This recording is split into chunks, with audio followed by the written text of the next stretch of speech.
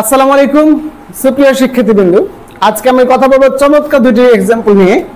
আমরা দেখতে পাচ্ছি আমার হাতে বেশ কিছু খাতা আছে এবং আমরা এখানে দেখতে পাচ্ছি দুইটা এক্সাম্পল আছে। আমরা প্রায় সবাই ভুলটা করেই থাকি। হাসতে নিষেধ করছি, ওই সাউন্ডটা কাজ করে, হ্যাঁ হাসবে না, হ্যাঁ একদম কয়েক থাকো।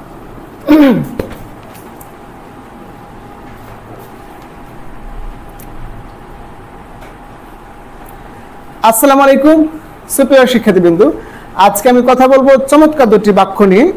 আমরা এই বাক্য দুটি প্রায় ভুল করে থাকি। আজকে এই ক্লাস দেখার পর ইনশাআল্লাহ এই ভুল আর হবে না। আমার হাতে বেশ কিছু খাতা আছে আর এখানে দুইটা এক্সাম্পল আছে। আজকের ক্লাসে আমি এই দুটো বাক্য আমি দিয়েছি, একটা বাক্য দিয়েছিলাম এখান থেকে, আর এই খাতাটা আমার হাতে জমা হয়েছে। প্রত্যেকটা খাতায় ভুল আছে, সবচেয়ে মজার বিষয় হচ্ছে যে প্রত্যেকে নিজ নিজ বাবাকে গাভী বানিয়ে ফেলেছে। আশা করছি এই ক্লাস দেখার পর আমরা আমার বাবাদেরকে গাভী বানাবো না, আমাদের যেভাবে আমরা গাইড করছেন সেভাবে মানুষ করবো। তো প্রিয় শিক্ষার্থীবৃন্দু, আমি যেটা বলতে চাচ্ছি যে যদি কারো অধিকারে কোনো কিছু থাকা বোঝায়, তাহলে হ্যাভ অথবা হ্যাজ হয়। আর যদি কোনো কিছু থাকা ছিল, এমনি সাধারণ কোনো কিছু ছিল, তাহলে ওয়াজ হয়। যেমন আমি একজন ছাত্র ছিলাম, তাহলে আই ওয়াজ এ স্টুডেন্ট, সে ঠিক আছে, কিন্তু আমার একটি বাগান আছে, তাহলে আমার অধিকারে আছে। আমার একটি গাভী আছে, তাহলে আমাদের অধিকারে আছে।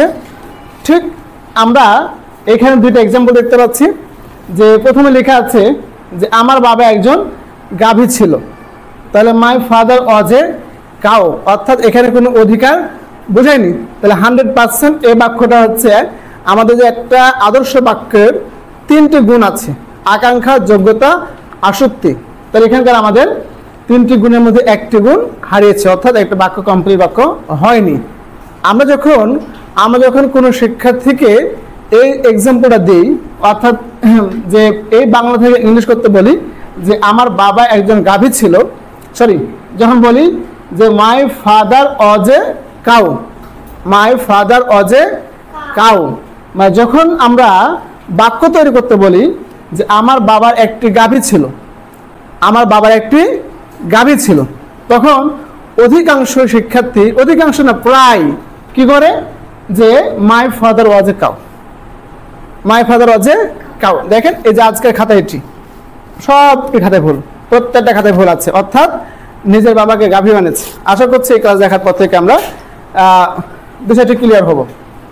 তো আমি যেটা বলছিলাম যে যদি কারো অধিকারে কোনো কিছু থাকা বোঝায়, তাহলে আমরা হ্যাভ অথবা হ্যাজ ইউজ করব। আর যদি পাস্টের হয়, কারো অধিকারে ছিল, তাহলে হচ্ছে আমরা হ্যাড ইউজ করব। ঠিক আছে? তাহলে আমার বাবার একটি গাভী ছিল, তাহলে ওয়াজ ওয়ার ইউজ করবো না, কারণ আমার বাবার অধিকারে ছিল। আমার বাবার একটি বাগান ছিল, তাই না? আমাদের একটি ফুলের বাগান ছিল, ঠিক কি না? তাহলে এক্ষেত্রে অধিকারে থাকা বোঝাচ্ছে, ওই ক্ষেত্রে আমরা হ্যাভ, হ্যাজ, আর পাস্টে হলে হ্যাড ইউজ করবো, অর্থাৎ my father had a cow, তাহলে আমার বাবার একটি গাভী ছিল বা গরু ছিল। আর যখন আমরা যে আমার বাবার একটি গাভী ছিল, যদি এইটা করে ফেলি যে my father was a cow, তাহলে মিনিং দাঁড়াবে যে আমার বাবা একজন গরু ছিল বা গাভী ছিল, ঠিক কিনা? তাহলে প্রিয় শিক্ষার্থীবৃন্দ, আজকে আমরা চমৎকার একটি আইটেম শিখে ফেললাম। আশা করছি এই ক্লাসটি দেখার পর থেকে এটা